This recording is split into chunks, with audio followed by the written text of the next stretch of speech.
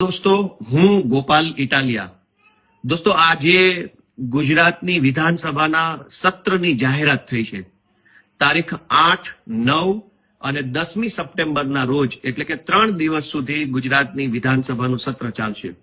વિસાવદર, ભેસાણ અને જુનાગઢ ગ્રામ્યના મતદારોએ મને ધારાસભ્ય બનાવ્યા પછી પ્રથમ વખત હું આ સત્રમાં ઉપસ્થિત રહેવાનો છું. ત્યારે મારી પોતાની એવી લાગણી છે કે આખા ગુજરાતના હજારો લોકો પોતાના મનમાં કોઈ પ્રશ્ન હોય, કોઈ સમસ્યા હોય, કોઈ માહિતી હોય તે મારા સુધી પહોંચાડે.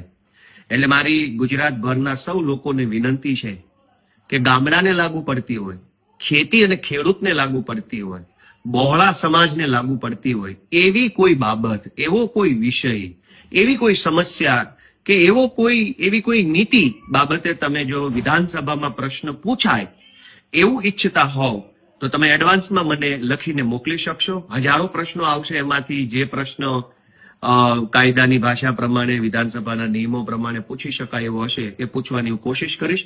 અત્યારે મને પોતાને પણ એક ખુશી છે કે વિસાવદરની જનતાએ મને લાયક બનાવ્યો છે કે હું વિધાનસભામાં પ્રશ્ન પૂછી શકું.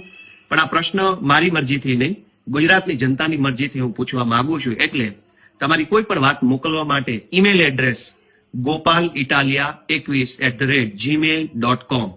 ગોપાલનો સ્પેલિંગ GOPAL, ઇટાલિયાનો સ્પેલિંગ ITALIA 21@gmail.com.